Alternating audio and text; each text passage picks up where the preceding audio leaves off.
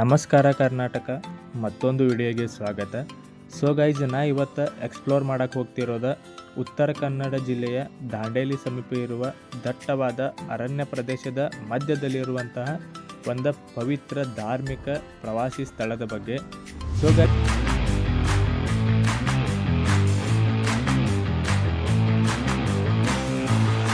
So guys, ಎಷ್ಟೋ ಜನ ಈ ಪ್ಲೇಸಿಗೆ ಹೋಗಿರ್ತೀರಿ. ವರ್ಷ ಈ ದೇವಸ್ಥಾನಕ್ಕೆ ವಿಸಿಟ್ ಕೊಟ್ಟಾಗ ಈ ಪ್ಲೇಸಸ್ಗಳಿಗೆ ವಿಸಿಟ್ ಮಾಡಿರ್ತೀರಿ. ಸೊ ಗೈಸ್, ಈ ಪ್ಲೇಸಸ್ಗಳ ಬಗ್ಗೆ ನಿಮ್ಗೆ ಕೆಲವೊಂದು ವಿಷಯಗಳ ಗೊತ್ತಿರ್ಬೋದು, ಗೊತ್ತಿಲ್ಲದೆ ಇರ್ಬೋದು. ಅಷ್ಟು ಮಾಹಿತಿಗಳನ್ನ ನಾನು ನಿಮ್ಗೆ ತಿಳಿಸ್ಕೊಡಕ್ಕೆ ಟ್ರೈ ಮಾಡ್ತೀನಿ ರೀ. ಸೊ ಒಳ್ಳಿ ಸರೌಂಡಿಂಗ ಸಿಕ್ಕಾಪಟ್ಟೆ ಪ್ಲೇಸಸ್ಗಳದಾವ.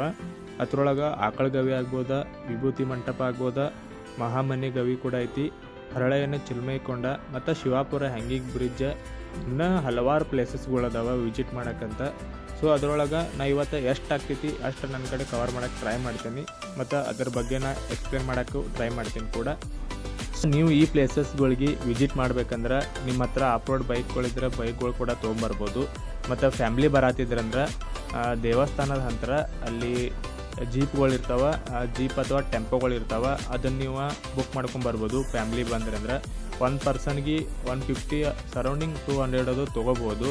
ಅಲ್ಲಿ ನೀವು ಹೋಗಿ ವಿಚಾರಿಸಿದ್ರೆ ನಿಮಗೆಲ್ಲ ಅರ್ಥ ಆಗ್ತೈತಿ. ಅವ್ರು ಕರ್ಕೊಂಡು ಹೋಗಿ ನಿಮಗೆ ಎಲ್ಲ ಪ್ಲೇಸಸ್ಗೂ ವಿಸಿಟ್ ಮಾಡ್ಕೊಂಡು ರಿಟರ್ನ್ ತಂದ ಅಲ್ಲಿ ಇಳಿಸ್ತಾರೆ.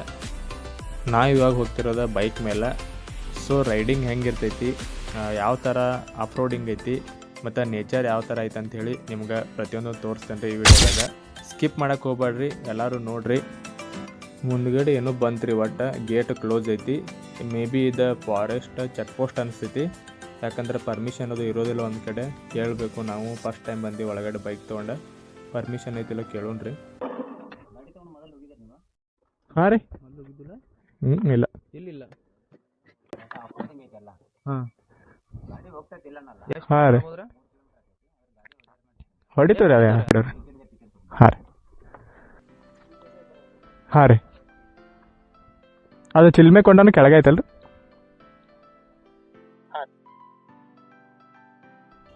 ಒಳಗಡೆ ಹೋಗಕ್ಕೆ ಪರ್ಮಿಷನ್ ಕೊಟ್ರಿ. ಟಿಕೆಟ್ ಇತ್ತಂತ ಟಿಕೆಟ್ ತೊಗೊಂಡ್ವಿ, ಪರ್ಮಿಷನ್ ಸಿಕ್ತ್ರಿ. ಇದ ನೋಡ್ರಿ ಚಿಲ್ಮೆಕೊಂಡ ಮತ್ತು ಆಕಳಗವಿ ಹೋಗೋ ರೋಡ. ಸೊ ಗೈಸ್, ಇದ ಡೌನ, ಇದು ಆಫ್ ರೋಡ್ ಇಲ್ಲಿಂದ ಸ್ಟಾರ್ಟ್ ಆಗ್ತೈತಿ. ನೋಡ್ಬೋದು ನೀವು, ಆಫ್ ರೋಡ್ ಸ್ಟಾರ್ಟ್ ಐತೆ. ಏನು ಪ್ಲೇಸ್ಮೆಂಟ್ ಐತ್ರಿ. ಇದು ಬರ್ಡ್ ವಾಚಿಂಗ್ ನೋಡ್ರಿ, ಇಲ್ಲಿ ನಿಂತ ಬರ್ಡ್ ವಾಚ್ ಮಾಡ್ಬೋದು. ನೇಚರ್ ನೋಡ್ರಿ ಯಾವ ಥರ ಐತೆ ಅಂತ ಹೇಳಿ. ಸೊ ಗೈಸ್, ನಿಮ್ಗೆ ಚಿಲ್ಮೆಕೊಂಡ ಎಲ್ಲರಿಗೂ ಗೊತ್ತಿರ್ತೈತಿ. ಆ ಚಿಲ್ಮೆಕೊಂಡದ ಒಂದು ಸ್ಟೋರಿ ನಿಮ್ಗೆ ನಾ ಹೇಳ್ತೀನಿ. 12ನೇ ಶತಮಾನೊಳಗೆ ಕಲ್ಯಾಣದಲ್ಲಿ ಬಸವಣ್ಣವರ ಕ್ರಾಂತಿಯಿಂದ ಪ್ರಭಾವಿತಗೊಂಡಂತಹ ಹರಳೆಯನವರ ಚಮ್ಮಾರ ವೃತ್ತಿಯನ್ನು ಮಾಡ್ತಾ ಇರ್ತಾರೆ ಮತ್ತು ಅವರ ಇಷ್ಟಲಿಂಗವನ್ನು ಧರಿಸಿ ಶರಣಾಗಿರ್ತಾರೆ ಕೂಡ. ಒಂದು ಸತಿ ಏನಾಗ್ತೈತೆ ಅಂದ್ರೆ, ಬೀದಿ ಒಳಗೆ ಬಸವಣ್ಣವರ ಸಿಕ್ಕಾಗ ಹರಳೆಯನವರ ಬಸವಣ್ಣ ಅವರಿಗೆ ಶರಣ ಅಂತಾರೆ. ಸೊ ಅದಕ್ಕೆ ಪ್ರತಿಯಾಗಿ ಬಸವಣ್ಣವ್ರು ಏನು ಮಾಡ್ತಾರಂದ್ರೆ, ಅತ್ಯಂತ ವಿನಯದಿಂದ ತಲೆಬಾಗಿ ಶರಣು ಶರಣಾರ್ಥಿ ಅಂತ ಅಂತಾರೆ.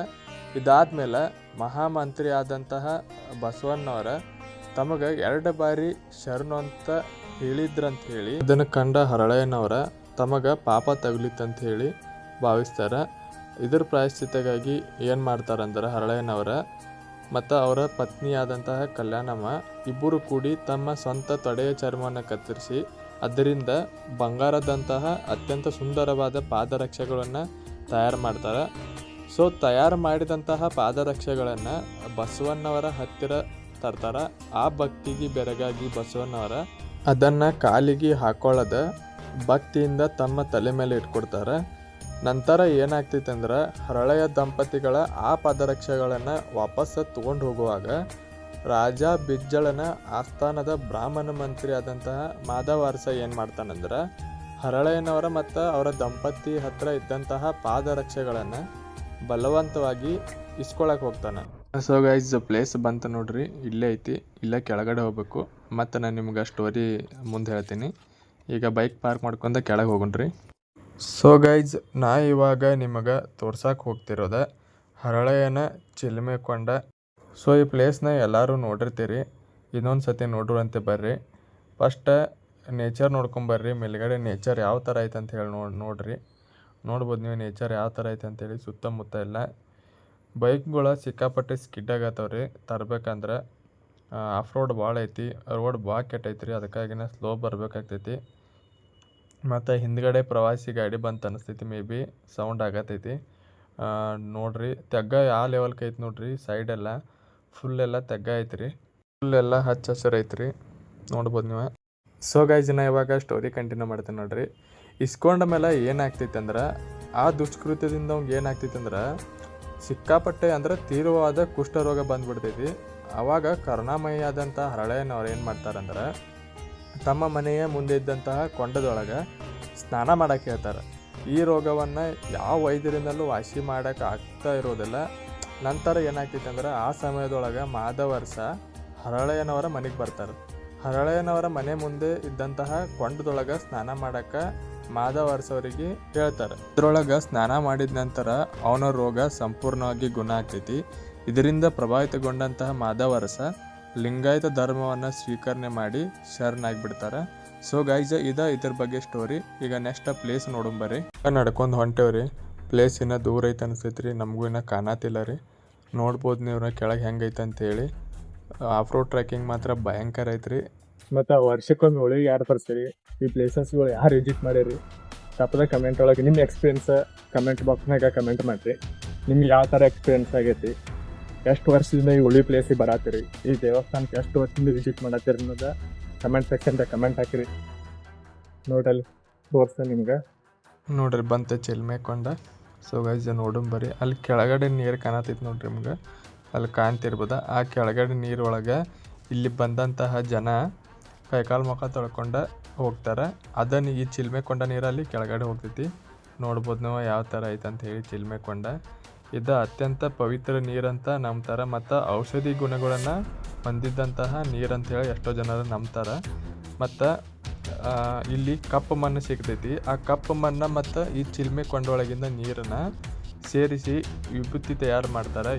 ಈಗಲೂ ಕೂಡ ಜನ ವಿಭೂತಿಯನ್ನು ತಯಾರಿಸ್ಕೊಂಡು ಇಲ್ಲಿ ಹೋಗ್ತಾರೆ. ಹಳೆ ಕಾಲೊಳಗೆ ಶರಣರ ಈ ಪವಿತ್ರ ನೀರನ್ನು ಸೇರಿಸಿ ವಿಭೂತಿಯನ್ನು ತಯಾರು ಮಾಡ್ತಿದ್ದಾರೆ. ಮತ್ತು ಈ ನೀರು ಚರ್ಮ ರೋಗವನ್ನು ನಿವಾರಿಸ್ತೈತೆ ಅಂತ ಹೇಳಿ ಎಷ್ಟೋ ಭಕ್ತರ ನಂಬಿಕೆ ಐತಿ. ನೋಡ್ಬೋದು ನೀವು ಯಾವ ಥರ ಐತೆ ಅಂತೇಳಿ. ಮತ್ತು ನೀರು ಯಾವ ಥರ ಚಿಮ್ಮತೈತೆ ಅಂತ ನೋಡ್ಬೋದು.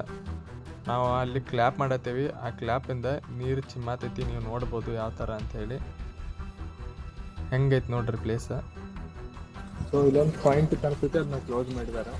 ಇಲ್ಲಿ ಮುಂಚೆ ಪಾಯಿಂಟ್ ಇತ್ತು, ಅದನ್ನ ಕ್ಲೋಸ್ ಮಾಡಿದ್ದಾರೆ ಇವಾಗ.